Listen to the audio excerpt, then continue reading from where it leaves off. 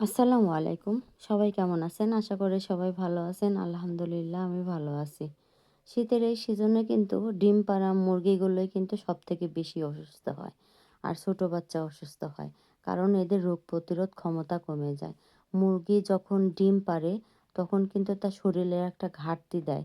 কারণ ডিমের মধ্যে যেহেতু প্রোটিন, ক্যালসিয়াম, ভিটামিন থাকে, তো তার শরীর থেকে কিন্তু এরকম আ প্রোটিন, ক্যালসিয়াম, ভিটামিন এগুলো বের হয়ে যায়। তখন কিন্তু তার শরীরটা দুর্বল হয়ে যায়। তার কারণে কিন্তু এই ডিম পাড়া মুরগি অসুস্থ হয় বেশি। তো এই ডিম পাড়া মুরগিকে কিন্তু ওই ক্যালসিয়ামের ঘাটতি, ভিটামিনের ঘাটতি পূরণ করার জন্য কিন্তু তাদেরকে ভিটামিন, ক্যালসিয়াম খাওয়াতে হবে। তাহলে ওরা যতই ডিম পারবে ওদের রোগ প্রতিরোধ ক্ষমতা বাড়বে। তো সবার কিন্তু উচিত যে ডিম পাড়া মুরগিকে ভিটামিন দেওয়া, যেমন জিঙ্ক দেওয়া, হ্যাঁ? এইসব কিন্তু তারপরে দেওয়া। তারপর ক্যালসিয়াম, ক্যালসিয়াম হচ্ছে এই যে শুটকির গুঁড়া, তারপরে হচ্ছে ডিমের খোসা, শামুকের গুঁড়া এগুলো কিন্তু খাওয়াইতে হবে। তাহলে কিন্তু মুরগির রোগ প্রতিরোধ ক্ষমতা বাড়বে। মুরগির রোগ প্রতিরোধ ক্ষমতা যখনই কমে যায় তখনই কিন্তু মুরগি অসুস্থ হয়। এইজন্যই কিন্তু মুরগিকে খাবার দেওয়ার পাশাপাশি মুরগিকে কিন্তু ভিটামিন, ক্যালসিয়ামও খাওয়াইতে হয়। আর মুরগির খাবারের মধ্যেও কিন্তু ভিটামিন, ক্যালসিয়াম থাকে।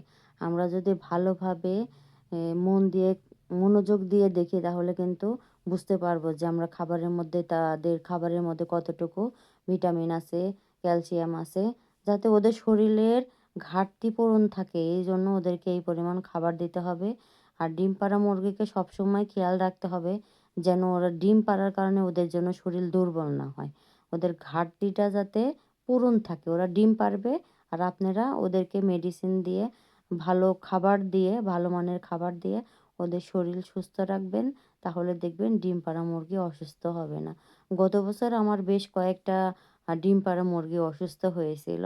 তো শেষমেশ যখন দেখলাম যে রাখতে পারলাম না, তখন ওদেরকে মানে খাওয়ার জন্য ব্যবস্থা করছিলাম। কারণ এতগুলো মুরগি কি করব? তো আল্লাহর রহমতে এবার এখনো ডিম পাড়া মুরগিগুলো সুস্থ আছে। কারণ একবার ধরা খাইলে পরে আবার ২য় বার আর ধরা খাওয়ার সম্ভাবনা থাকে না। কারণ মানুষ যেখানে শেখে, যেখানে ঠকে সেখানেই শেখে। তো গত বছর একটু ভুলও করছিলাম, সেরকম যত্ন নেই নাই। তো এবার নিছি আলহামদুলিল্লাহ। এবার ডিম পাড়া মুরগিগুলো আলহামদুলিল্লাহ সবগুলোই সুস্থ আছে। তো খেয়ালও রাখতেছি যাতে আমার ডিম পাড়া মুরগিগুলো প্রত্যেকটাই সুস্থ থাকে। দেশি মুরগিগুলো হোক আর আমার এই টাইগার মুরগিগুলো হোক। কারণ আমার এখানে যে কয়টা এখন মুরগি আছে সবগুলোই কিন্তু ডিম পাড়া মুরগি। আর বাদবাকি যে বাচ্চা মুরগিগুলো আছে সেগুলো আমি খেয়াল রাখতেছি যাতে সেগুলো যাতে ঘাটতি না হয়। রোগ প্রতিরোধ ক্ষমতা যদি থাকে মুরগির তাহলে কিন্তু সেই মুরগিটা সুস্থ থাকে। আপনারা খেয়াল করে কিন্তু দেখবেন মোরগ যেইগুলো থাকে সেগুলো কিন্তু সহজে অসুস্থ হয় না। কারণ তাদের কিন্তু রোগ প্রতিরোধ ক্ষমতাটা বেশি থাকে। আর ডেকি মুরগি অর্থাৎ ডিম পাড়া মুরগির এই ডিম পাড়ার কারণে ওদের রোগ প্রতিরোধ ক্ষমতা কম থাকে। আর ছোট মুরগি যেগুলো থাকে ওদের যেহেতু শরীর ছোট ওরা কিন্তু দুর্বল থাকে।